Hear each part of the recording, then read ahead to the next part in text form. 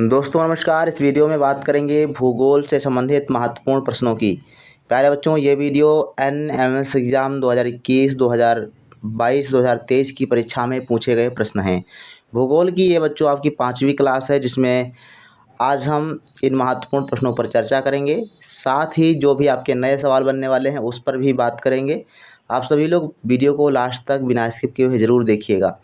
आइए शुरू करते हैं क्लास को। सबसे पहले 2021 की परीक्षा में आए हुए प्रश्न। 31 नंबर प्रश्न कहता है कि सौर मंडल में कितने ग्रह हैं। आप सभी को पता है। आंसर आप सभी लोग कमेंट सेक्शन में ज़रूर लिखते चले। आंसर आपका होगा बच्चों थर्ड ऑप्शन, 8 ग्रह होते हैं सौर मंडल में।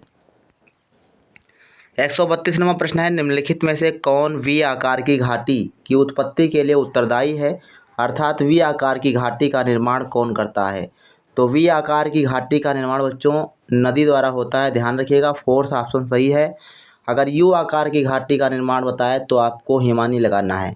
हिमानी द्वारा यू आकार की घाटी का निर्माण होता है और नदी द्वारा वी आकार की घाटी का निर्माण होता है। ये दोनों प्रश्न आपके बन चुके हैं।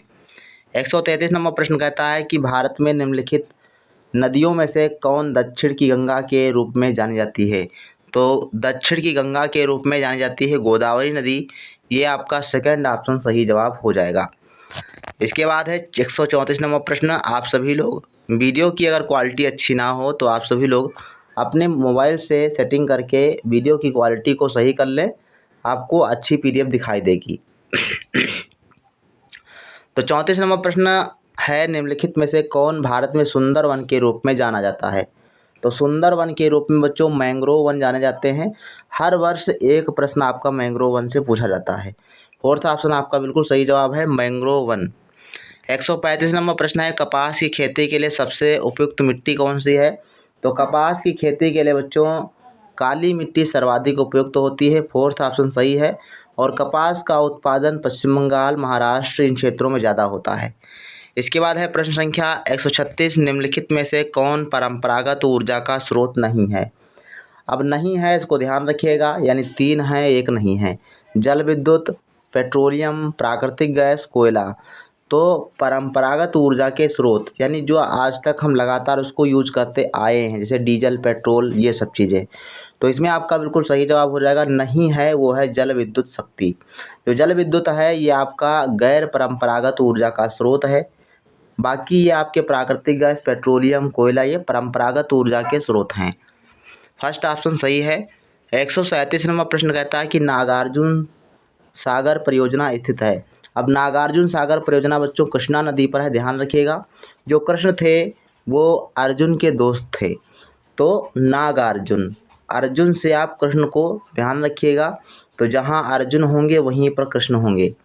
तो नागार्जुन सागर परियोजना कृष्णा नदी पर बनी है, ध्यान रखिएगा। सेकेंड ऑप्शन सही है। 138 नंबर प्रश्न है, दिन और रात बराबर होते हैं तो क्या होगा आंसर। आप सभी लोग कमेंट सेक्शन में लिखें। अपने दोस्तों के साथ वीडियो को ज़रूर शेयर कर दें और चैनल पर नए हो तो चैनल को सब्सक्राइब जरूर कर लें।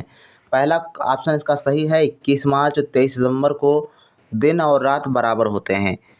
139 नंबर प्रश्न कहता है कि निम्नलिखित में से कौन गर्म जलधारा है। तो गर्म जलधारा कौन सी है, लेब्राडोर, कनारी, गल्फ स्ट्रीम, बेंगुला। तो जो गर्म जलधारा है वो जो गल्फ स्ट्रीम, ये आपकी गर्म जलधारा है। स्ट्रीम का मतलब होता है भाप का बनना, तो स्ट्रीम क्या है, गर्म होती है, भाप जो होती है वो गर्म होती है। तो ये आपका थर्ड ऑप्शन सही है। गर्म जलधारा कौन सी है, गल्फ स्ट्रीम। 140 नंबर प्रश्न है, भारतीय जनगणना 2011 के अनुसार निम्नलिखित में से किस राज्य की जनसंख्या का घनत्व सर्वाधिक है। तो इसमें बच्चों आपका थर्ड ऑप्शन सही है। बिहार जो है ये सर्वाधिक जनसंख्या घनत्व वाला राज्य है। कल की वीडियो में हमने पश्चिम बंगाल बता दिया है, तो आप ध्यान रखिएगा, पश्चिम बंगाल नहीं होगा, बिहार में जनसंख्या घनत्व सर्वाधिक होगा। ये आपका थर्ड ऑप्शन सही जवाब हो जाएगा। 141 नंबर प्रश्न है, निम्नांकित में से कौन खरीफ की फसल है। तो कौन सी खरीफ की फसल है। तो धान जो है बच्चों खरीफ की फसल है, और धान के साथ में जो भी फसलें बोई जाती हैं वो आपकी खरीफ की फसलें होती हैं। ठीक, जैसे आपका जूट हो गया, कपास हो गया, ठीक, मूंगफली हो गया, उड़द हो गए, ये सारे खरीफ की फसलें होती हैं। इसके अलावा रबी की फसलों में गेहूं, मटर, सरसों, ये सारे रबी की फसलें में क्या होता है, ये प्रश्न गिने आपका जाते कई हैं। बार एग्जाम में बना 142 हुआ नंबर है। प्रश्न कहता है तो इसमें कि बच्चों आपका दक्षिण सही अमेरिका ऑप्शन है एवं गुणवत्ता अफ्रीका गारंटी की महाद्वीपों मुहर के होती है। मध्य ठीक, स्थित यानी जिस महासागर प्रोडक्ट पर कौन सा एक है? मार्क लगा तो ये होता है बच्चों संबंधित होता है कि दक्षिणी इसकी जो अटलांटिक महासागर है, क्वालिटी ये है, आपका फर्स्ट जो गुणवत्ता ऑप्शन है वो अच्छी सही है। ठीक जवाब है। हो जाएगा। 105 142 नंबर नंबर प्रश्न का। कहता है कि भारत इसके में बाद है राज्यों की कुल संख्या कितनी है? NMS तो एग्जाम भारत में कुल राज्य 2022 कितने की हैं? परीक्षा 28 में राज्य पूछे हैं गए और 8 प्रश्न केंद्र शासित आप सभी प्रदेश हैं। लोग वीडियो ध्यान की रखिएगा, क्वालिटी 8 केंद्र 480 शासित पिक्सल प्रदेश पर हैं और देखेंगे 28 राज्य तो हैं। आपको PDF अच्छी इसके दिखाई बाद है देगी। नाबार्ड अस्तित्व में आया, अर्थात 143 नंबर नाबार्ड प्रश्न की है स्थापना कब हुई थी? GMT तो नाबार्ड की से स्थापना बच्चों तात्पर्य क्या है? 1982 तो ईस्वी में हुई GMT थी। क्या होता है? ये ये फोर्थ बच्चों होता ऑप्शन है आपका सही ग्रीनविच हो मीन जाएगा। टाइम। ये सेकेंड ऑप्शन 2011 आपका की सही होगा। जनगणना के अनुसार ठीक, भारत की अंतर्राष्ट्रीय सर्वाधिक जनसंख्या तिथिरेखा वाला इसको राज्य भी कौन सा कहते है? हैं। कौन सा 180 ऐसा डिग्री राज्य है जो आपकी जनगणना रेखा 2011 के होती है, अनुसार इसको सर्वाधिक ग्रीनविच जनसंख्या रखता है? मीन टाइम तो रेखा ये कहा बच्चों है जाता उत्तर है। प्रदेश। ठीक, उत्तर प्रदेश की 180 जनसंख्या सर्वाधिक है। डिग्री जो रेखा है, देशांतर रेखा है, उसको ग्रीनविच मीन टाइम रेखा कहते हैं, जिससे जो है हर देश का जो समय होता है वो निर्धारित किया जाता है। इसके बाद है 144 नंबर प्रश्न, चंद्रमा के अध्ययन को कहा जाता है? तो चंद्रमा के अध्ययन को बच्चों सेलेनोलॉजी कहा जाता है। सेकेंड ऑप्शन सही जवाब हो जाएगा। 145 नंबर प्रश्न कहता है कि क्षेत्रफल की दृष्टि से सबसे बड़ा देश कौन सा है? तो क्षेत्रफल की दृष्टि से बात करें तो रूस जो है सबसे बड़ा है। अगर भारत की बात करें तो भारत बच्चों 7वें स्थान पर आता है, ये भी बात आपको याद रखनी है। भारत क्षेत्रफल की दृष्टि से 7वें स्थान पर आता है। वो सबसे बड़ा जो देश है वो है बच्चों रूस, और रूस सबसे बड़ा देश है। इसके बाद है चावल का सबसे ज़्यादा उत्पादन वाला देश कौन सा है? तो चावल का उत्पादन बच्चों चीन में सर्वाधिक होता है, ये थर्ड ऑप्शन सही है। 147 नंबर है, वर्ल्ड वाइड लाइफ फंड यानी WWF की स्थापना कब हुई थी? तो ये है 1961।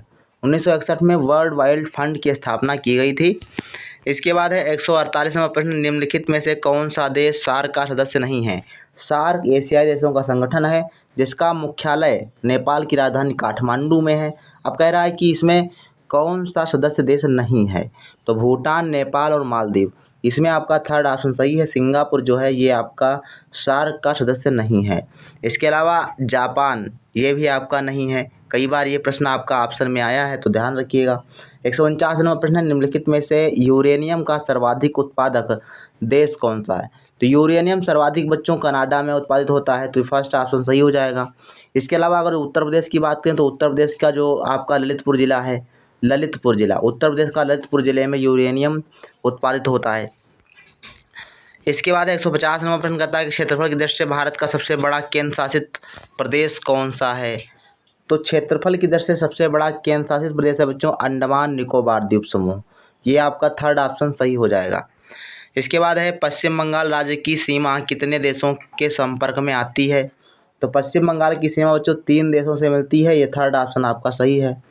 152 नंबर प्रश्न है, कौन से वन खारे पानी में भी जीवित रह सकते हैं? अब देखो पहले वाले जो है अभी हमने 2021 का पेपर देखा, उसमें आपका यही प्रश्न पूछा गया था, और यही प्रश्न 52 में पूछा, मतलब जो है इसमें पूछा गया 2022 की परीक्षा में। थोड़ा सा प्रश्न का जो है डिफरेंट हो गया, प्रश्न का पूछने का तरीका चेंज हो गया। तो कौन से वन खारे पानी में जीवित रहते हैं? तो ये बच्चों मैंग्रोव वन होते हैं, फोर्थ ऑप्शन सही है आपका। 153 नंबर प्रश्न कहता है कौन सा द्वीप समूह सुनामी 2004 से प्रभावित हुआ था? तो ये बच्चों था अंडमान निकोबार द्वीप समूह। 154 नंबर प्रश्न है, वायुमंडल में कितने % ऑक्सीजन पाया जाता है? तो वायुमंडल में बच्चों 21% ऑक्सीजन पाई जाती है, और 78% बच्चों है आपकी नाइट्रोजन गैस पाई जाती है। इसके बाद है 155 नंबर प्रश्न जो आपकी NMS एग्ज़ाम 2023 की परीक्षा में पूछे गए थे। इससे पहले हमने 2023 का पूरा पेपर जो है सामाजिक विज्ञान का हल करके डाल दिया है, वो भी आप देख सकते हैं, और इन प्रश्नों की आप प्रैक्टिस जरूर कर लें। 155 नंबर प्रश्न कहता है कि मैंग्रोव वन में कौन से वृक्ष पाए जाते हैं? अब देखो 2021 में देखा, इसमें भी मैंग्रोव वन, 2022 में मैंग्रोव वन, 2023 में भी मैंग्रोव वन, और 24 में भी आपका मैंग्रोव वन तो आएगा। एक प्रश्न जरूर आएगा, मैंग्रोव वन में कौन से वृक्ष पाए जाते हैं? तो सुंदरी वन होते हैं। ठीक, फर्स्ट ऑप्शन आपका सही जवाब हो जाएगा। 156 नंबर प्रश्न, किस देशांतर रेखा को भारतीय समय मानक से जोड़ा जाता है? किस देशांतर रेखा को भारतीय समय मापक से जोड़ा जाता है? तो ये है आपकी 82 डिग्री 5 मिनट पूर्वी देशांतर से इसको जोड़ा जाता है, ये सेकेंड ऑप्शन सही जवाब है। गर्म जलधारा का उदाहरण है, इसमें देखो आपका जो है चेंज कर दिया गया क्या, उदाहरण चेंज कर दीजिएगा, ऑप्शन चेंज हैं, लेकिन प्रश्न पूछने का तरीका तो वही है कि गर्म जलधारा कौन सी है। तो ये बच्चों है क्यूरेसियो की जो जलधारा है वो आपकी गर्म जलधारा है। इसके अलावा जो 2021 में पूछा गया था वो आपकी थी गल्फ स्ट्रीम। ठीक, तो इसको आप ध्यान रखिएगा। और एक प्रश्न आपका बनने के चांस हैं यहाँ से, अधिक उष्णकटिबंधीय चक्रवात निम्न अक्षांशों के बीच आते हैं। कौन कौन से अक्षांश हैं भाई? ये है बच्चों 5 डिग्री और 20 डिग्री अक्षांश जो हैं इनके बीच सर्वाधिक उष्णकटिबंधीय चक्रवात आते हैं। 159 नंबर है कार्स्ट स्थलाकृति का संबंध। 2021 में पूछा गया कि वी आकार की घाटी का निर्माण कैसे होता है। इसमें पूछा गया कार्स्ट स्थलाकृति का निर्माण क्या होता है। कक्षा 7 का जो चैप्टर नंबर आपका 2 है उसमें ये सारी चीज़ें दी गई हैं। तो इसमें बच्चों हो जाता है जो आपकी चूने के चट्टानें होती हैं इनसे कार्स्ट जो है नामक स्थलाकृति का निर्माण होता है। सेकंड ऑप्शन सही जवाब हो जाएगा। 160 नंबर कहता है थाल घाट का संबंध। 160 नंबर प्रश्न कहता है कि थाल घाट का संबंध है, तो इसका संबंध बच्चों पश्चिमी घाट से है। फोर्थ ऑप्शन सही है। 161 नंबर प्रश्न कहता है कि दक्षिण पश्चिम हवाओं का संबंध है। तो दक्षिण पश्चिम हवाओं का संबंध किससे है? मानसून से है, ग्रीष्म मानसून से है, शीत मानसून से, या मानसून का विवर्तन से है। तो सही जवाब है मानसून से दक्षिण पश्चिम हवाओं को संबंध होता है। 162 नंबर है जीवन निर्वाह कृषि का संबंध किससे है? तो जीवन निर्वाह कृषि को मिश्रित कृषि के नाम से भी जाना जाता है, जिसमें पशुपालन और खेती दोनों को सम्मिलित करते हैं। सेकंड ऑप्शन आपका सही हो जाएगा। 163 नंबर प्रश्न कहता है कि निम्नलिखित में से कौन सा समूह नकदी फसल का प्रतिनिधित्व करता है, अर्थात ऐसी फसल जिसको हम सिर्फ मार्केट में बेचने के लिए ही उगाते हैं। तो ऐसी फसलें होती हैं जैसे कपास, जूट और तंबाकू है। ये सेकेंड ऑप्शन आपका सही हो जाएगा, जो सेम नकदी फसलें हैं। ठीक, इनका उगाने का उद्देश्य एक ही होता है कि मार्केट में बेचना, तो वो नकदी फसलें होती हैं। सेकेंड ऑप्शन आपका बिल्कुल सही जवाब हो जाएगा। 164 नंबर प्रश्न कहता है कि निम्नलिखित में गलत युग्म को चुनिए। अब इसमें देखो जनजातियां दी गई हैं और देश दिए गए हैं। तो बुशमैन आपकी अफ्रीका में पाई जाती है, सही मिलान किया गया है। जरावा ये आपका भारत के अंडमान निकोबार में है, ये भी आपका सही है। पिग्मी जो है अमेजन की बेसिन में है, ये भी सही है। लेकिन सी वाला ऑप्शन जो है ये गलत है, ये मिलान सही नहीं है। कनाडा एस्किमो जनजाति, यानी कनाडा में एस्किमो जनजाति पाई जाती है, तो ये आपका गलत है। तो सी ऑप्शन आपका यहाँ से जो है सुमेलित नहीं है, अर्थात सी ऑप्शन देखेंगे तो थर्ड ऑप्शन में दिया गया है।